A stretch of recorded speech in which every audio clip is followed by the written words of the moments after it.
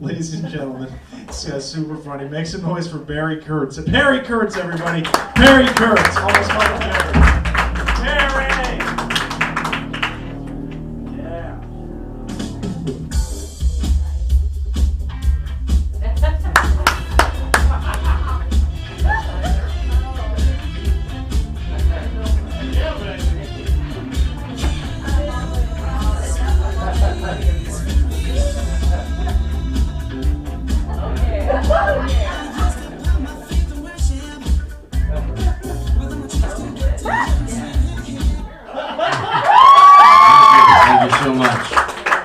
Stay in your seats, please. Calm down.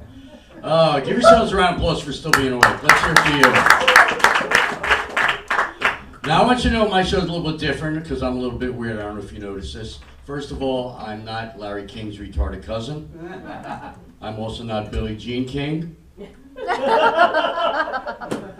And I'm not a Chinese lesbian. I just wanted to clear that up right now.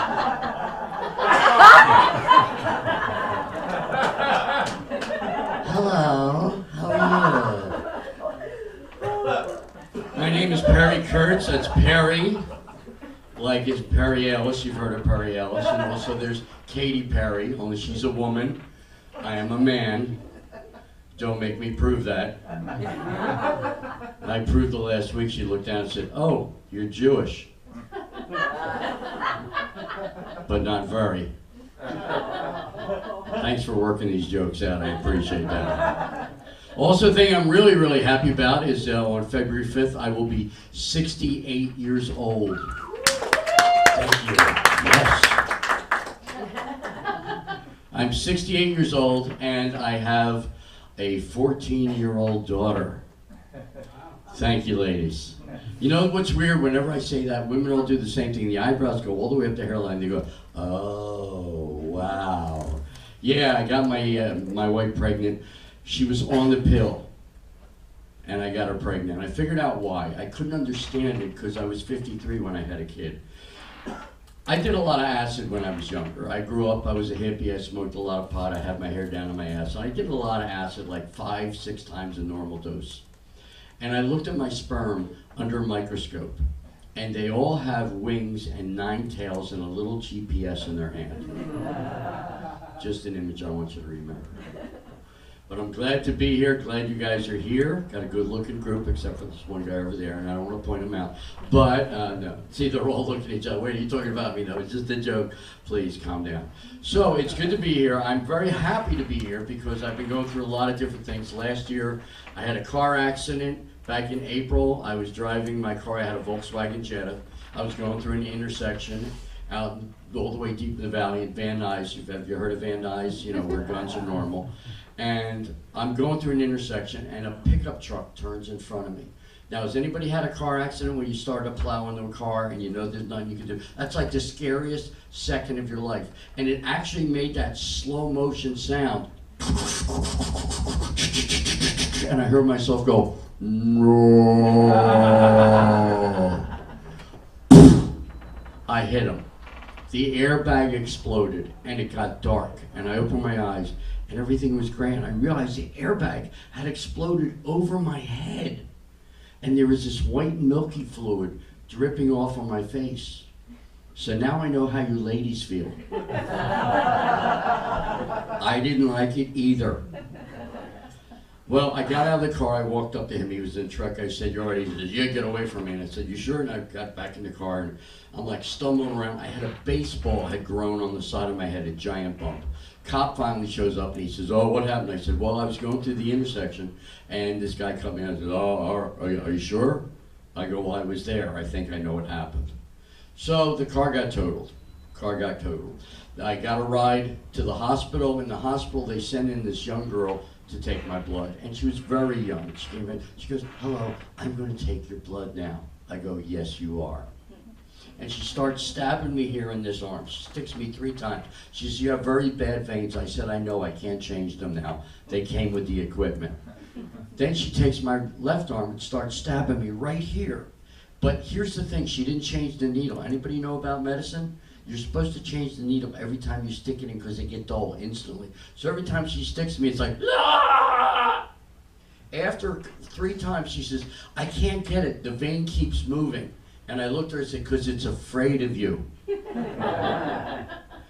Then she says, I'm going to get it if it kills me. I said, if it kills you, the needle's sticking out of my elbow. So they let me out of the hospital. Next day I had this giant, looked like an avocado growing out of my arm. So I wound up getting a new car.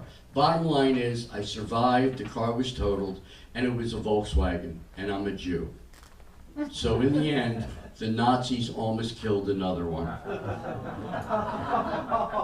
Now what I like about that joke is everybody does the same thing. They always go laugh and then they go, oh. And I go, fuck it, I'm a Jew, I can do that joke. So I'm happy about that, I made that, and I'm now not wearing glasses. I've been wearing glasses since I was 6 years old, and I had eye surgery. I had the last one on Thursday. I had cataract surgery. Anybody know what that is? What happened is when I would drive, you ever drive in the fog and all the lights have a glow around them? Well, it got so bad that I couldn't see anything. Like if a car's coming towards me, all I would see were the headlights and nothing else. And I couldn't drive. So on November 1st, they did the right eye, and it turned out great. I can see great. And then they just did the other one, and now I'm driving without glasses. But the weird thing is, I keep going like this. When I go to bed, I lay down in the bed and I go, where's my glasses? Oh, I don't wear them anymore. Now, my daughter, my 14-year-old daughter, has told me she likes it better with the glasses because it covers up some of my face. She's 14. What can I say? But I love my daughter. Anybody here have children that you know of? A couple people? All right, a couple people. Some of the guys going, I don't know. You look at him, he's already like, hey. Possibly, they don't tell you usually. Well, I can understand, I wouldn't want to know either. But I'm very happy with her. But as I said, I got my eyes, I'm glad to be alive, you know, things are going on. You guys are here. And it's a cool club, it's just nice, you know, we got drums here and all this stuff, and you here. And anybody celebrating any birthdays, getting married, got your period, anybody? You got your period? Congratulations. You've probably been waiting 50 years for that fucker, huh? That's good, that's good. And you're laughing now. You weren't laughing when I first got up on stage, but now you're laughing. But she's got her arms crossed so hard. It's cold here? No, you're just holding your titties up. That's what it is. Oh, that's all right, because they sag, you know. Everybody wants big titties. That's the thing, right, ladies? You look at a girl with big titties. No, don't. You're smart. My wife when I met her in, it was 1990, she had 45 triple Gs. They stuck out like this. Each one was the size of a soccer ball. They weighed 9.5 pounds. They were massive. But then as she got older, she didn't think about exercising them, so they stretched out. Now she's got these long water balloons that hang down to about here.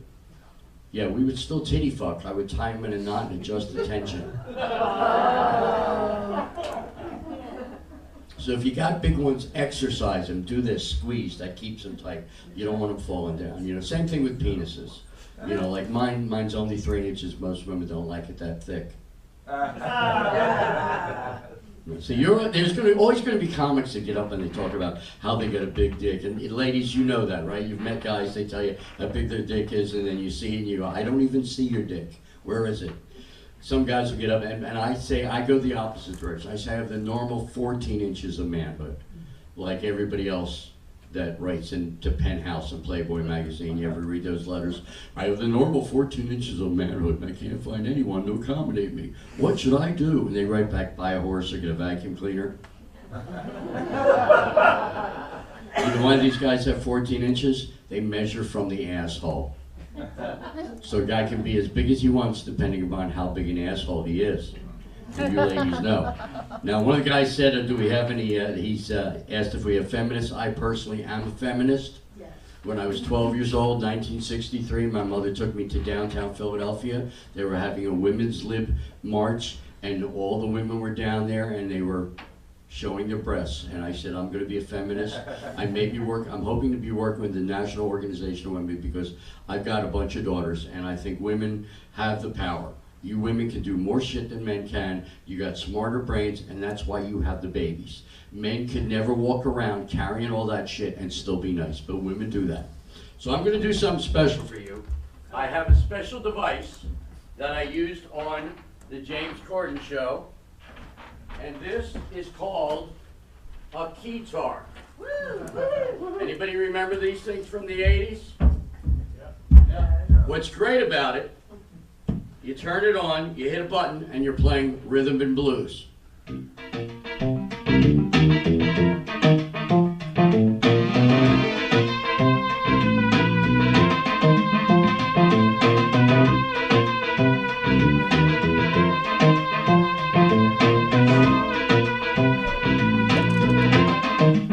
when you're done, one button. Ain't that cool? I bought this in a Ralph's Market 25 years ago for $25. It was above the freezer section. Have you ever looked up there? There's shit you didn't know existed. I saw a 12-slice toaster, and it was 2 slots of 5, and then 2 more up top. Like he said, I'll just add a couple more there. So this thing has been very fun for me. This is what I used on the James Corden show. What we're gonna do, we're gonna do a song together. It's called Louie Louie. And you guys get to sing the part, Louie Louie, oh baby, we gotta go now. Anybody remember the song? Probably all heard it. Yes. And what's gonna happen, well, I'll just do it and you'll see what happens. Here we go. Well, that's not the right one. Let's try this again. This will be it. There we go.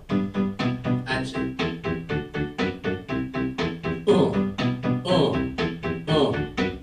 Yeah, now I know it's cold in here because you're not the only one sitting here with crossed arms. She's got hers crossed, you know, and I'm not trying to cause you no harm, but most of the women are sitting here, they're freezing. My nipples are starting to hurt. I'm up here and I'm doing it, and my name is Perry Kurtz. Now he said he's got a period. Well, that's cool for you. I'm up here and this is what I like to do. Come on, Louie Louie. Oh baby, we gotta go now. Aye, aye, aye, arms up, Louie Louie. Oh, baby, well, we gotta go now. Aye, aye, aye, aye. Well, you guys did all right, yeah, but you're all white. So I didn't expect you to be right on the beat tonight. But you did good, I made fun of you, cause you got kids, but you don't know. But that's all right, you're in my show. Now I'm gonna do my big ending. This is what I call karaoke. Remember, I'm a trained professional. Do not try this. I'm sorry, did I wake you? All right, here we go.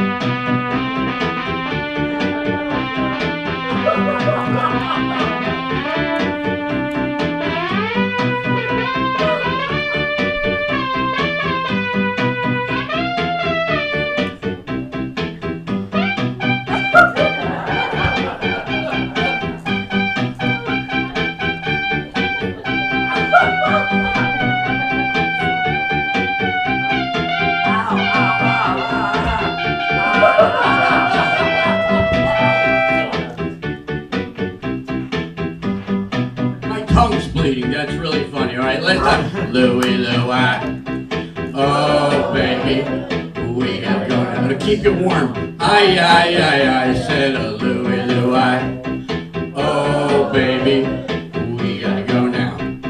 Aye, aye, aye. My name's Perry Kurtz. Thanks for being here. Tell your friends about this.